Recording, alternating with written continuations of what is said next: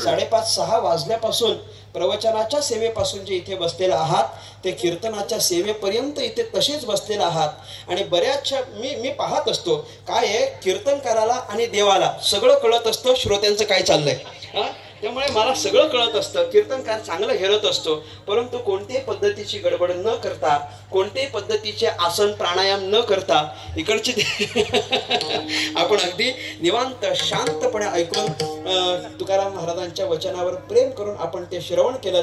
त्यामुळे तुम्हा सगळ्यांचे अनेक अनेक आभार व्यक्त करतो। सगळा मातृभगिनी वर्ग असेल, पितृतुल्य सगळा वर्ग असेल, तुम्हाही सगळ्यांचे आभार व्यक्त करतो। समस्त ग्रामस्थ मंडळ बांधे त्या ग्रामस्थांच्या पैकी असलेले जे ज्येष्ठ व्यक्तिमत्व आहेत त्या सगळ्यांच्या चरणी नतमस्तक होतो।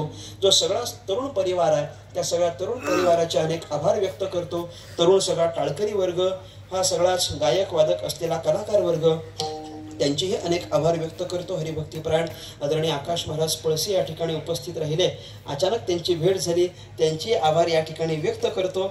आणि अर्थात अचानक बऱ्याच भेटी झाल्या नाही का।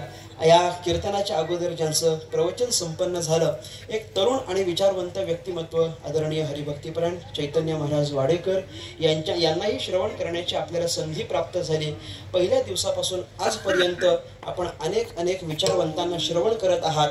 वास्तविक जर तुम्ही पहिल्या दिवसापासून आत्तापर्यंतची यादी पाहिली तर पहिल्या दिवशी उमेश महाराज दशरथे, कालच्या दिवशी भगीरथ महाराज काळे आणि आजच्या दिवशी जयेश भाग्यवंत, हे जर पाहाल तर क्रम कसा अगदी उलटा लागला हे पहा वयाच्या दृष्टीनं। शेवटच्या दिवशी अगदी लहान माणूस आणून बसवला दादांनी, आणि त्यामुळे त्यांचा उपक्रम म्हटलं की काहीतरी अभिनव असतं, कारण त्यांच्या अंतःकरणीचे विचार आणि त्यांच्या बुद्धीचं असलेलं स्फुरण हे अतिशय अभिनव पद्धतीचं असतं। हरिभक्तीपरायण आदरणीय सचिन दादा महाराज पवार यांच्या माध्यमातून इथपर्यंत आलो, आणि अनेक वेळेला कोणत्याही क्षेत्रामध्ये ते आमच्यापेक्षा सिनियर आहेत, ज्येष्ठ आहेत, त्यामुळे बऱ्याचशा वेळेला मार्गदर्शनही त्यांचं प्राप्त होत असताच त्यांच्या माध्यमातून इथपर्यंत आलो।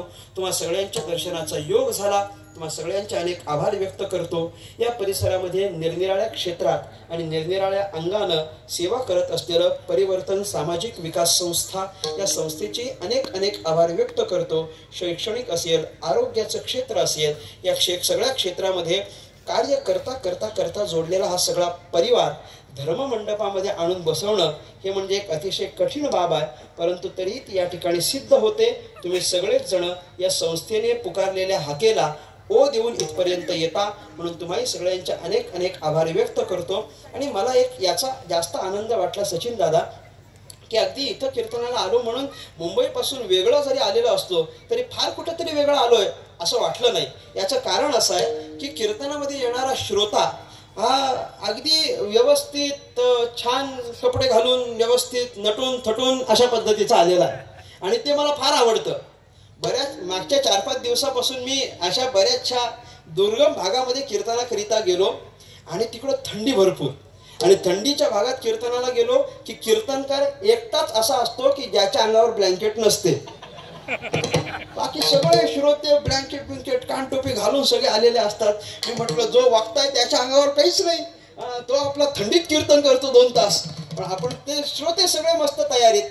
पण इथं कुठल्याच पद्धतीची तशी गोष्ट नाही, आपण अगदी व्यवस्थित, अगदी सुनियोजित, चांगले कपडे घालून अगदी प्रसन्न चेहऱ्याने या ठिकाणी उपस्थित आहात। आणि माझा तो फार आग्रह असतो, कीर्तनाला जात असताना माणूस नटून कीर्तनाला गेला पाहिजे, नटून जावं, चांगला वारकरी पोशाख घालत असताना इस्त्रीचे कपडे घालून कडक जावं। का बरं? माझा एवढाच मोटिव्ह आहे, माझं एवढंच मनोगत आहे की आपल्या चांगल्या पोशाखाकडे पाहून कमीत कमी एखाद्याला असं वाटावं की हा पोशाख एकदा तरी मला घालायचा, मला पण वारकरी व्हायचं, असं आपल्याकडे पाहून वाटावं। म्हणून आपण चांगलं नटून जावं, चांगलं जावं। ज्याला शक्य आहे त्याने मस्त कडक कपडे इस्त्रीचे, टोपी बिपी कडक घालून जायचे। चांगलं जर काल्याचं कीर्तन असेल तर नवीन कपडे घालून जायचे, उद्याच आहे की नाही, असं नवीन कपडे घालून जायचे। पाहिजे तर चप्पल पण तुम्ही नवीन घालून जा, माझी हरकत नाही, पुढची जबाबदारी मी घेत नाही, मी फक्त सांगण्याचं काम करतो, मी जाणार आहे। परंतु आपण सगळ्यांनी व्यवस्थित आलं पाहिजे, आपण सगळेजण आनंदी आहात। आपल्या चेहऱ्यावरचे हे जे स्मित हास्य आहे की ज्याला मराठीत स्माईल म्हणतात, ती अशीच राहील। बर, हे असंच पाहिजे होतं मला, ही जी तुमच्या चेहऱ्यावरचं स्मित हास्य हे भगवान परमात्म्याने अशाच पद्धतीचं ठेवावं आणि तुमच्या जीवनातली प्रसन्नता वृद्धिंगत होत राहावी अशी भगवान श्री पंढरीनाथाच्या चरणी प्रार्थना करतो आणि माझ्या वाणीला पूर्णविराम.